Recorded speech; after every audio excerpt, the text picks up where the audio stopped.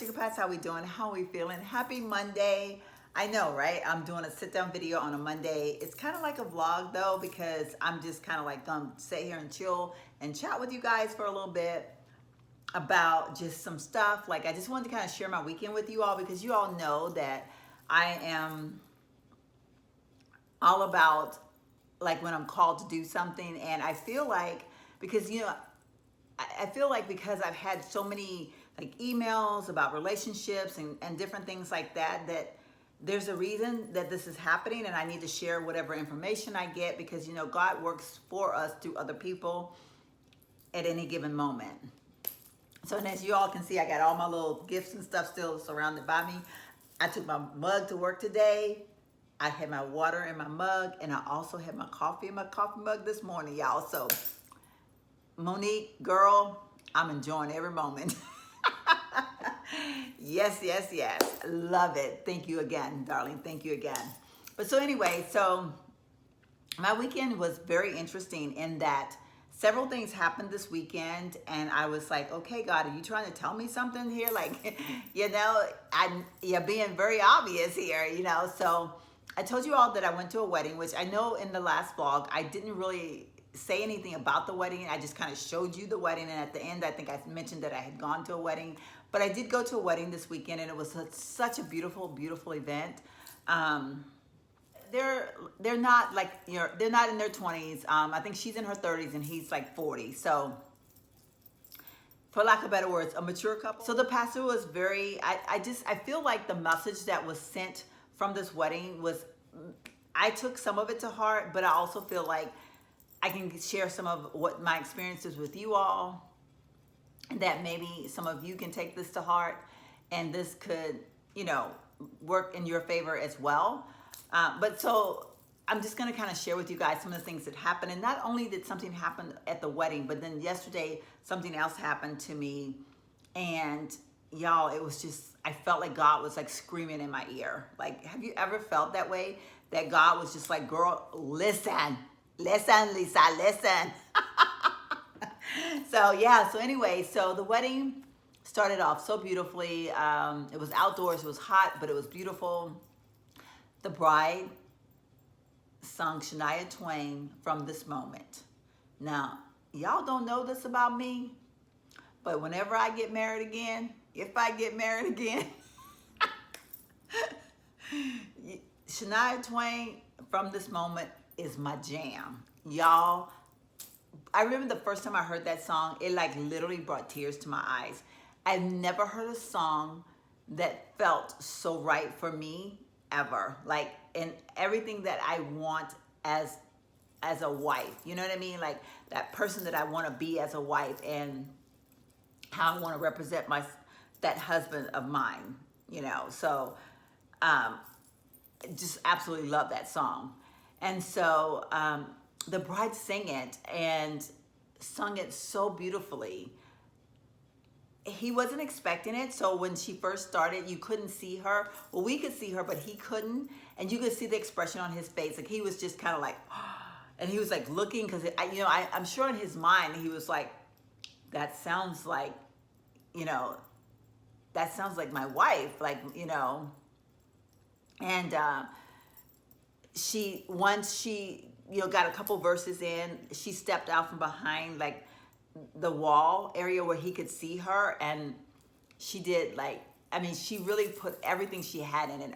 Her body actions, everything just went into the song, and you could just feel it. Like everyone was just, everyone was silent, but everyone was silent with a purpose. Like they were all like, it was so beautiful. And then when she ended the song, like she sung the entire song, and then her son met her at the point where she was going to walk down the aisle in front of, like where we were all sitting, because she started the song like way away, and she sang it all the way up to the point where she was at the row where the seat started, and her son joined her and escorted her the rest of the way down the aisle. Y'all, it was just, it just makes chills go up and down your body. Like, that song is such a beautiful song within itself.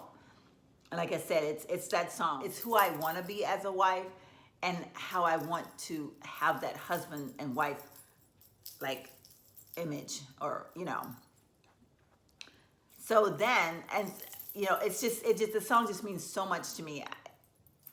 I can't even tell you guys how much.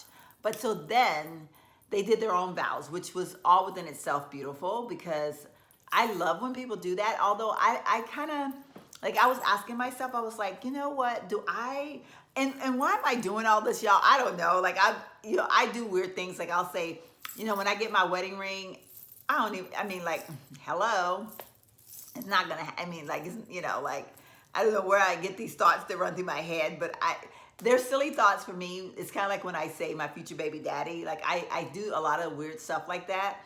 So don't y'all get all confused and think, oh God, who's she marrying or whatever, or, you know, like, what's up with that? Like, y'all, I just be talking trash.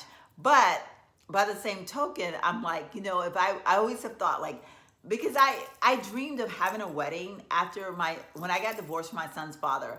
A lot of people thought I was so against marriage, and I wasn't against marriage. I've always wanted to be married, and I always wanted to have like that dream wedding, but not like the one that you spend thousands of dollars at, but just that dream wedding where everything happens and the love and the emotions are so strong that everyone can feel it. And so, you know, when I say these things, that's how I'm viewing them, as in that person that I always thought that I would have these certain things in my life. So don't y'all get all, I know it's probably confusing when I say certain things, but I always said that if I, you know, like, I didn't know that I would write my own vows. I would want to speak to my groom or to my fiance at that point, because we're not married yet. And I would want to share with him some inner thoughts that I may have about us, and that I wanted to share with him those words before our friends and God, like out in the open, to let him know how sincere my love for him is. But I still kind of want some of the vows to be traditional. Like, I want some of the sayings to be traditional. So anyway, let me stop, because I could go on and on with that, and that's not the gist of the story. So anyway, so as the pastor or minister, I'm not sure what he was called. Maybe he was a minister, but anyway, when the guy did his vows and he stated a few things about her that he liked, that there was a touch that she gave him, that she would run her hand down his back and pinch his side. And he said that it's the best feeling in the world, that he loves it when she does that. And he's looking forward to having it for the rest of his life. And so then, like, the pastor replied back to that by saying, you know, to her, you must do this, you know, like, you must continue this trend. Like, if you are at the store, or, you know, wherever you normally do it at, like, reach over and give him that little slide down the back and pinch his side, because that's something that you started in this relationship, and it's something that you have to carry forth throughout the relationship, even though you guys are married now. Like, you don't get to stop doing these things.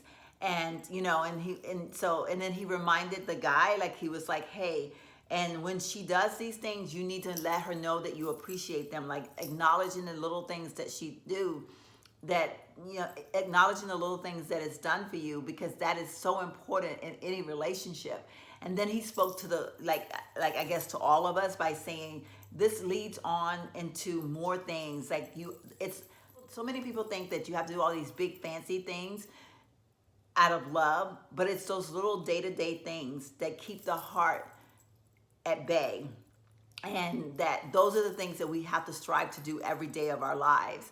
And then when the bride did her little spill, she said that she loved it when he texted her good morning every morning, and it would make her day. Like when she looked over and she saw a text from him that said good morning, it made her day. And then when she would say, like, you know, I'm off to work now, he would respond by, drive safely, my love. And then she would reply, I will. And then when she would get to work, I think she would reply back, I'm here. And then he would say, thank God you made it there safely. And so the pastor was saying how important that is to not stop. That even though you all are married, now you don't be texting, you won't necessarily have to text good morning unless you're away on a business trip or whatever.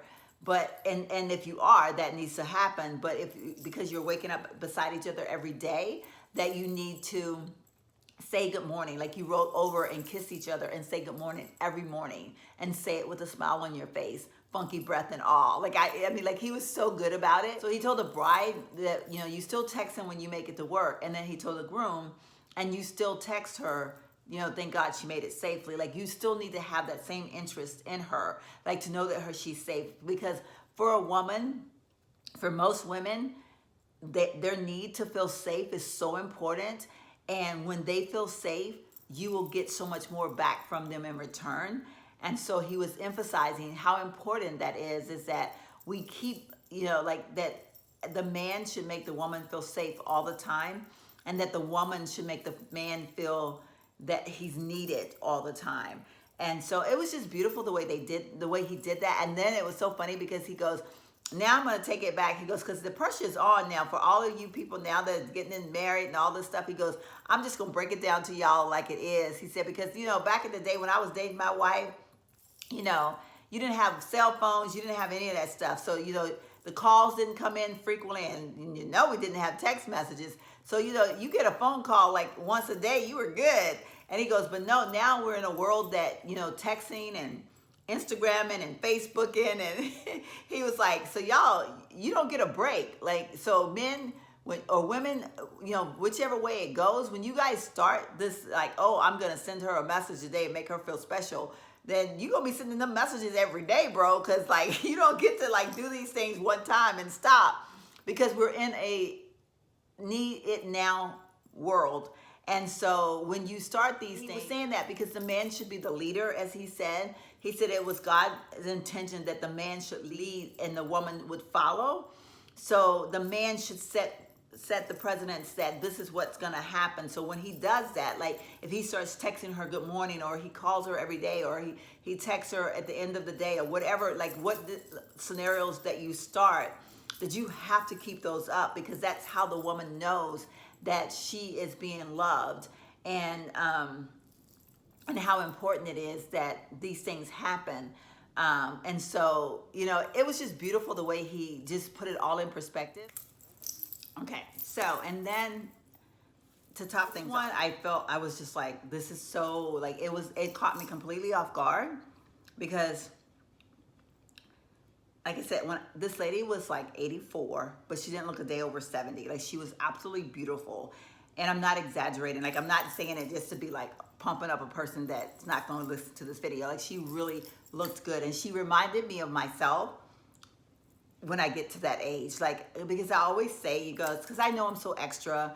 I know that I'm a lot for some people. Like, you know, all my jewelry, my scarves, my accessories, my need to, you know, to do everything extra.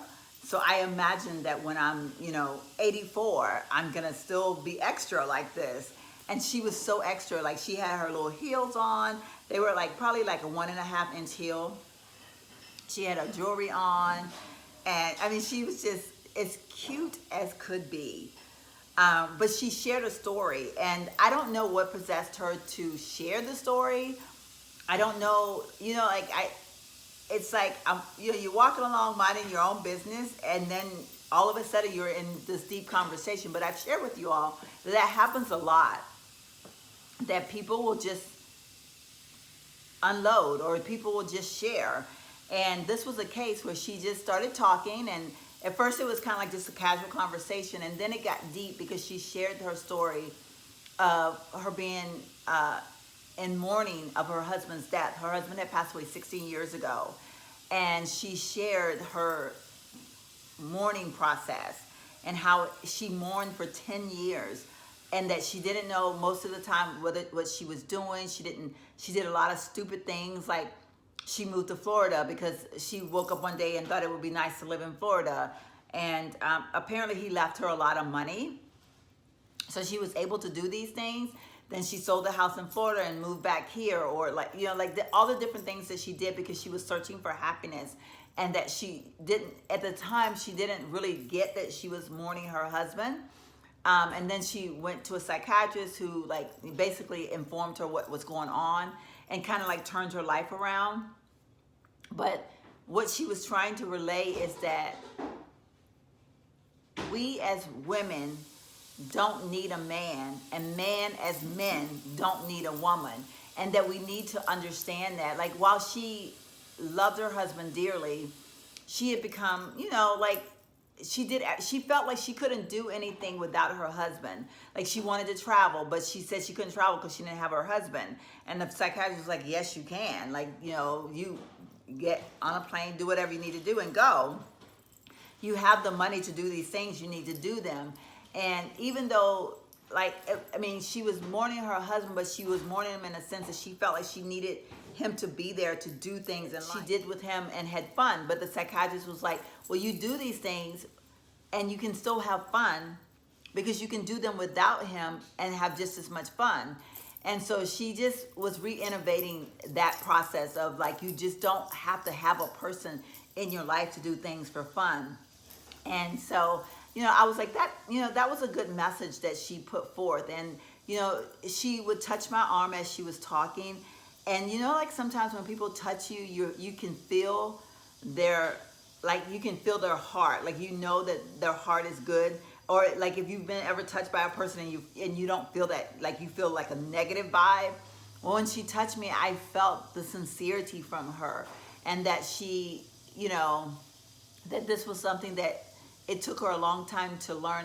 And she prefaced it by saying that if you see a person, you know of a person that's mourning the loss of a loved one, be patient with them and know that they might not be in their right mind, because the process of getting over someone is a long process. And especially when you've been the way she was, like, they did everything together and they have been together for so long. And, you know, it kind of took me back to my parents. Like, you know, my parents have been, you know, how, you know, my mom didn't really have a mourning process because she chose to just go with him. But for the 9 days that she was there, she did have a mourning process. Like, she was mourning the fact that her loved one was gone and she wanted to be with him. So I could understand that process. And then I also can understand how we as people, sometimes we feel like we can't be alone. We feel like we need somebody by our side all the time, or we can't go do these things alone because we've gotten accustomed to having someone by our side. And so at the thought of, like, even divorce, or, you know, not necessarily death, but the thought of divorce, if you think in terms of you're going through a divorce, like, you're going to be alone and you're not going to have that person by your side to do fun things with, or whatever the case may be, you can go it alone. Like, being alone is not necessarily a bad thing. You just have to learn to adapt yourself to being alone and doing things that work for you being alone. Like, you don't, if you go through a divorce and you were a person that liked to travel before your divorce, then you travel after your divorce. If you were a person that, you know, used to go out to dinner every Friday night, well, you can go out to dinner on Friday nights after divorce, you know? So her message was just beautiful, and her whole, it was just beautiful to stand there and watch someone of her age, of her wisdom, be able to share. So I guess that was another reason why I said, okay, God's screaming at me. He's telling me he was telling me I need to bring this to my Chicka Pies. So here I am, Chicka Pies. I'm sharing with you all my experience of the weekend. Like I said, it was absolutely a beautiful, beautiful weekend. Everything from the wedding to yesterday, it was just, I felt like there was some messages in there that I needed to share with you all. So I'm sharing them. And on that note, I'm gonna go ahead and close out this vlog because it's Monday night and I got things to do. I actually really need to go see my friend Terry because she needs some help with doing a couple of things. So I think I'm gonna head over her house, I think, and see what I can help her with for a few minutes. And then I don't want to be late because I got to go to bed because y'all, I be tired. All right, first time watcher, make sure you hit that subscribe button as well as that notification bell. And for all my returning subscribers, thank you.